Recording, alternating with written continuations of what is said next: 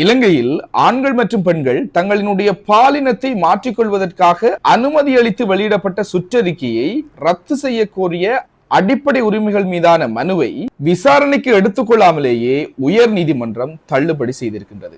ஓய்வு பெற்ற விமான அதிகாரியான சாந்த ஜெயதிலக என்பவரால் முன்னாள் ஜனாதிபதியான மைத்ரிபால சிறிசேன, ரணில் விக்ரமசிங்கே மற்றும் தற்போதைய ஜனாதிபதியான அனுரகுமார திசாநாயக்க உள்ளிட்டோரை பிரதிவாதிகளாக குறிப்பிட்டு இந்த மனு தாக்கல் செய்யப்பட்டிருக்கின்றது.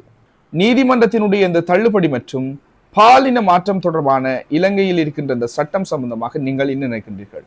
உங்களினுடைய கருத்தை கமெண்ட்ல பதிவிடுங்க. சட்டம் மற்றும் நீதிமன்றம் தொடர்பான மற்றொரு செய்தியை பார்க்க போனோமானால், வரி செலுத்த தவறிய மதுபான உற்பத்தி நிறுவனங்களிடமிருந்து நிலுவையில் உள்ள பல கோடி ரூபாய் வரியை அறவிடுவதற்காக மாவட்ட நீதிமன்றத்தில் வழக்கு தொடர நடவடிக்கை எடுக்கப்பட்டுள்ளதாக சட்டம் அதிபர் உயர் நீதிமன்றத்துக்கு இன்று அறிவித்திருக்கின்றார். இது இவ்வாறு இருக்க, நாட்டின் பொருளாதார நிலையை அவதானிக்கையில் பொதுமக்களுக்கு மீண்டும் ஒரு சுமை வந்திருக்கின்றது. அது என்ன சுமை என்று நீங்கள் யோசிக்கலாம். இன்று முதல் முட்டையினுடைய விலையை அதிகரிக்க அகில இலங்கை முட்டை உற்பத்தியாளர் சங்கம் தீர்மானித்திருக்கின்றது. அதன் அடிப்படையில் வெள்ளை முட்டை ஒன்றினுடைய விலை 41 ரூபாயாகவும் சிவப்பு முட்டை ஒன்றினுடைய விலை 42 ரூபாயாகவும் அதிகரித்திருக்கின்றது. தொடர்ந்து பொருளாதார நெருக்கடிக்கு மத்தியில் பொதுமக்களின் பாதுகாப்பை உறுதிப்படுத்தும் வகையிலான ஒரு அறிவிப்பும் வெளியாகி இருக்கின்றது. பொது போக்குவரத்தில் ஈடுபடும் பேருந்துகள் உள்ளிட்ட அனைத்து வாகனங்களினதும் தரப்பரிசோதனைகளை எதிர்வரும் செப்டம்பர் மாதம் முதல் ஆரம்பிக்க உள்ளதாக வீதி பாதுகாப்பு தொடர்பான தேசிய சபை குறிப்பிட்டிருக்கின்றது. பொது போக்குவரத்து விபத்தை குறைக்கும் வகையில் இந்த நடவடிக்கை எடுக்கப்பட்டுள்ள நிலையில் மட்டக்களப்பு ஏறாவூர் தளவாய் பகுதியில் இடம்பெற்ற வாகன விபத்தில் 31 வயதுடைய இளம் தந்தையொருவர் பரிதாபமாக உயிரிழந்திருக்கின்றார். ஞாயிற்றுக்கிழமை அதிகாலை மதுபோதையில் வாகனம் செலுத்திய ஆலை தொழிற்சாலை ஊழியர்கள் சிலர் வீதியால் துவிச்சக்கர வண்டியில் சென்ற குறித்த நபர் மீது மோதி இருக்கின்றனர்.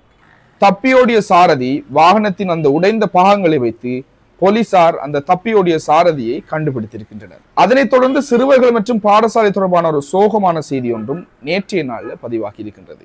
கந்தளாய் பாடசாலையில் தரம் 6 பயிலும் 22 மாணவர்கள் சக மாணவன் ஒருவன் வீட்டிலிருந்து கொண்டு வந்த விஷ விதைகளை உட்கொண்டதால் பாதிக்கப்பட்டு வைத்தியசாலையில் அனுமதிக்கப்பட்டிருக்கின்றனர். இதில் 4வரினுடைய நிலைமை கவலைக்கிடமாக இருப்பதாகவும் தெரிவிக்கப்பட்டிருக்கிறது. மேலதிக சிகிச்சைக்காக திருகோணமலை பொது வைத்தியசாலைக்கு அவர்கள் இடம் மாற்றப்பட்டிருக்கின்றனர். சர்வதேச அரசியலை அவதானிக்கும் போது அமெரிக்கா மற்றும் ஈரானுக்கு இடையிலான போர் உச்சத்தில் இருந்தாலும் தற்போதும் ராஜதந்திர பேச்சுவார்த்தைகள் இடம்பெறுவதாக ஈரான் தெரிவித்திருக்கின்றது.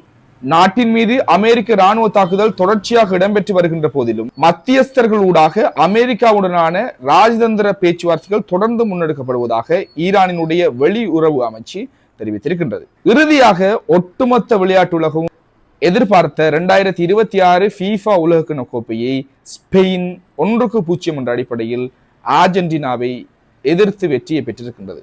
குறிப்பாக ஸ்பெயின் அணி 16 வருடங்களுக்கு பிறகு 2வது முறையாக உலக கோப்பை தொடர் ஒன்றை வென்றெடுத்திருக்கின்றது.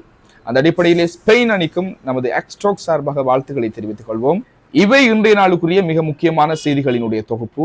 மேலும் பல சுவாரஸ்யமான செய்திகளுடன் நாளை உங்களை சந்திக்கும் வரை உங்களிடமிருந்து விடைபெறும் நான் உங்கள் அக்ஷயன் சுரேஷ். நன்றி, வணக்கம். மறக்காம நமது யூடியூப் தளம் மற்றும் ஃபேஸ்புக் தளங்களை சப்ஸ்கிரைப், ஃபாலோ பண்ணாதவர்கள் பண்ணிவிடுங்க. நான் உங்கள் அக்ஷயன் சுரேஷ். மீண்டும் ஒரு முறை வணக்கம்.